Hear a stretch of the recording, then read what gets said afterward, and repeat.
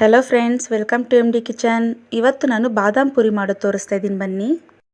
ಮೊದಲಿಗೆ ಇಲ್ಲಿ ನಾನು ಜಾರ್ ತೊಗೊಂಡಿದ್ದೀನಿ. ಅದರಲ್ಲಿ ಒಂದು 10ರಿಂದ 15 ಬಾದಾಮಿನ ನೆನೆಸ್ಕೊಂಡಿದ್ದೀನಿ. ಅದನ್ನು ಹಾಕ್ಕೊಳ್ತಾ ಇದ್ದೀನಿ. ಸ್ವಲ್ಪ ನೀರು ಹಾಕ್ಕೊಂಡು ಅದನ್ನು ರುಬ್ಕೋಬೇಕು ಸ್ಮೂತ್ ಪೇಸ್ಟಾಗಿ.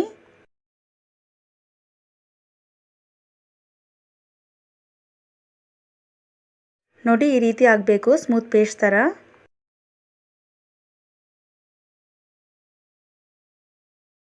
ಈಗ ಹಿಟ್ಟು ಕಲಿಸ್ಕೊಳ್ಳೋಣ.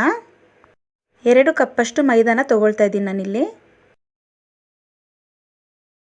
1/4 ಟೇಬಲ್ ಸ್ಪೂನಷ್ಟು ಅಡುಗೆ ಸೋಡಾ ಹಾಕ್ಕೊಳ್ತಾ ಇದ್ದೀನಿ. ಇವಾಗ ಎರಡನ್ನು ಚೆನ್ನಾಗಿ ಮಿಕ್ಸ್ ಮಾಡ್ಕೋಬೇಕು.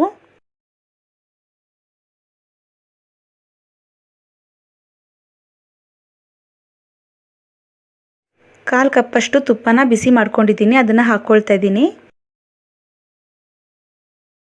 ಮೈದಾ ಹಿಟ್ಟು ಮತ್ತು ತುಪ್ಪ ಎರಡು ಚೆನ್ನಾಗಿ ಮಿಕ್ಸ್ ಆಗೋ ಥರ ಮಿಕ್ಸ್ ಮಾಡ್ಕೋಬೇಕು. ಹಿಟ್ಟು ತುಪ್ಪ ಚೆನ್ನಾಗಿ ಮಿಕ್ಸ್ ಆದಮೇಲೆ ಈ ಥರ ನೋಡಿ, ಕೈಯಲ್ಲಿ ಈ ಥರ ಮಾಡಿ, ಈ ಥರ ಉಂಡೆ ಥರ ಬರಬೇಕು ನಮಗೆ. ಇವಾಗ ನಾನು ಬಾದಾಮ್ ಪೇಸ್ಟ್ನ ಹಾಕ್ಕೊಳ್ತಾ ಇದ್ದೀನಿ. ಮೇನ್ ಇಂಗ್ರೀಡಿಯೆಂಟ್ ಇದೆ.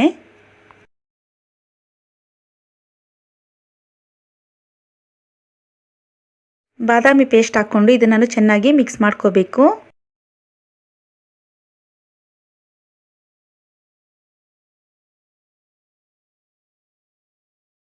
ಈಗ ಸ್ವಲ್ಪ ಸ್ವಲ್ಪನೇ ನೀರು ಹಾಕ್ಕೊಂಡು ಚಪಾತಿ ಹಿಟ್ಟು ಕಲಸೋ ಥರ ಕಲಿಸ್ಕೋಬೇಕು.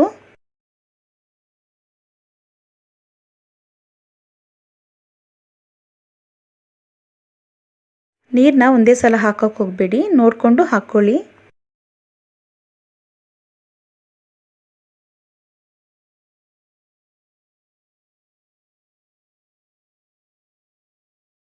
ಇವಾಗ ಹಿಟ್ಟು ರೆಡಿಯಾಗಿದೆ. ಒಂದು ಸಲ ಅದನ್ನು ನಾದ್ಕೊಳ್ಳೋಣ ಚೆನ್ನಾಗಿ.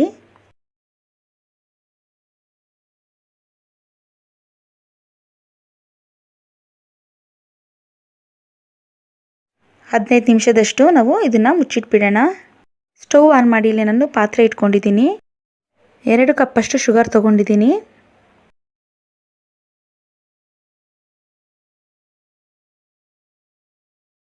ಎರಡು ಕಪ್ ಶುಗರ್ಗೆ 2 ಕಪ್ಪಷ್ಟು ನೀರು ತೊಗೊಂಡಿದ್ದೀನಿ. ಒಂದ್ಸಲ ಮಿಕ್ಸ್ ಮಾಡ್ಕೋಬೇಕು.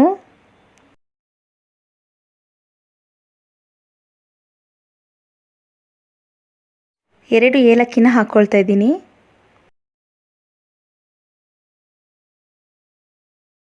ಇದನ್ನು ಚೆನ್ನಾಗಿ ಕುದಿಸ್ಕೋಬೇಕು. ಒಂದೇಳೆ ಪಾಕ ಬರೋವರೆಗೂ ಇದನ್ನು ನಾವು ಕುದಿಸ್ಕೋಬೇಕು.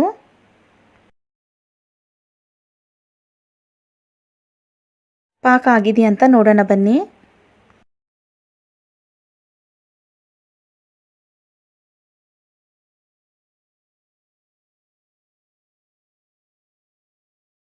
ಒಂದೇಳೆ ಪಾಕ ಇವಾಗ ಬಂದಿದೆ.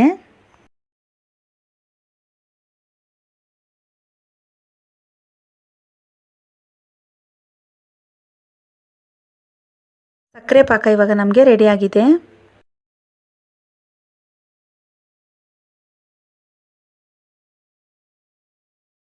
ಹಿಟ್ಟನ್ನ ಕೈ ಕೆತ್ಕೊಂಡು ಚಿಕ್ಕ ಚಿಕ್ಕ ಬಾಲ್ ಥರ ಮಾಡ್ಕೊಳ್ತಾ ಇದ್ದೀನಿ.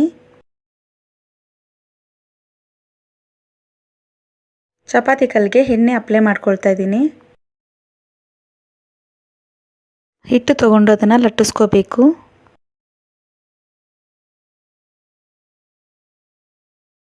ಟ್ರಯಾಂಗಲ್ ಶೇಪಲ್ಲಿ ಅದನ್ನು ಲಟ್ಟಿಸ್ಕೋಬೇಕು. ತುಂಬ ತೆಳುವಾಗಿ ಲಟ್ಟಿಸ್ಕೋಬಾರ್ದು.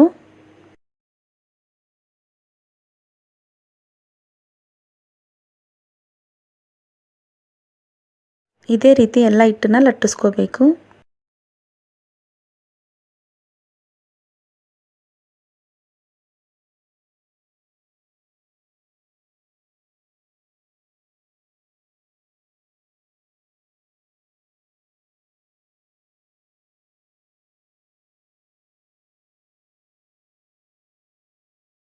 ಸ್ಟವ್ ಆನ್ ಮಾಡಿ ಎಣ್ಣೆ ಬಿಸಿ ಮಾಡ್ಕೊಂಡಿದ್ದೀನಿ. ರೆಡಿ ಮಾಡ್ಕೊಂಡಿರೋ ಪೂರಿಗಳನ್ನ ಹಾಕ್ಕೊಳ್ತಾ ಇದ್ದೀನಿ ಇವಾಗ.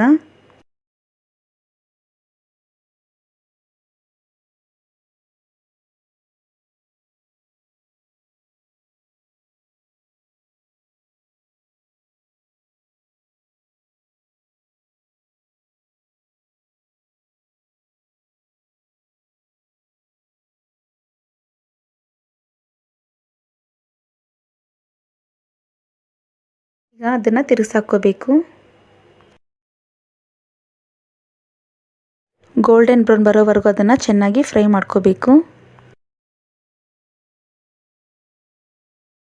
ನೋಡಿ, ಈ ರೀತಿ ಕಲರ್ ಅನ್ನೋದು ಚೆನ್ನಾಗಿ ಬಂದಿದೆ.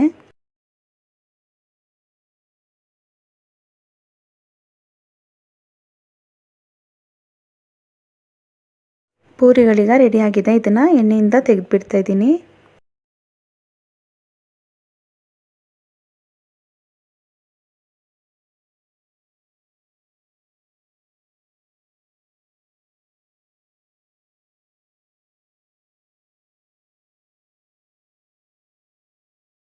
ಬಾದಾಮ್ ಪುರಿಗಳನ್ನ ಇವಾಗ ಸಕ್ಕರೆ ಪಾಕದಲ್ಲಿ ಹಾಕ್ಕೊಳ್ತಾ ಇದ್ದೀನಿ.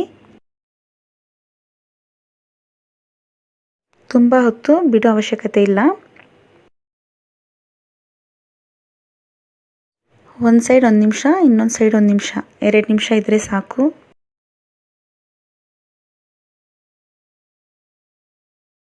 ಎರಡು ಸೈಡು ಚೆನ್ನಾಗಿ ಡಿಪ್ ಮಾಡ್ಕೋಬೇಕು.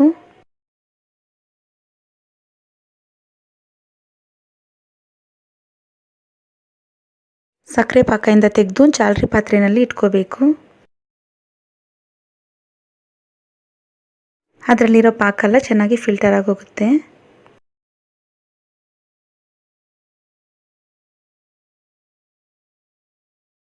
ಕ್ರಿಸ್ಪಿ ಮತ್ತು ಜ್ಯೂಸಿಯಾದ ಬಾದಾಮ್ ಪೂರಿ ಈಗ ರೆಡಿಯಾಗಿದೆ. ಈ ವಿಡಿಯೋ ನಿಮಗೆ ಇಷ್ಟ ಆಗಿದ್ರೆ ಲೈಕ್ ಮಾಡಿ, ಶೇರ್ ಮಾಡಿ ಮತ್ತು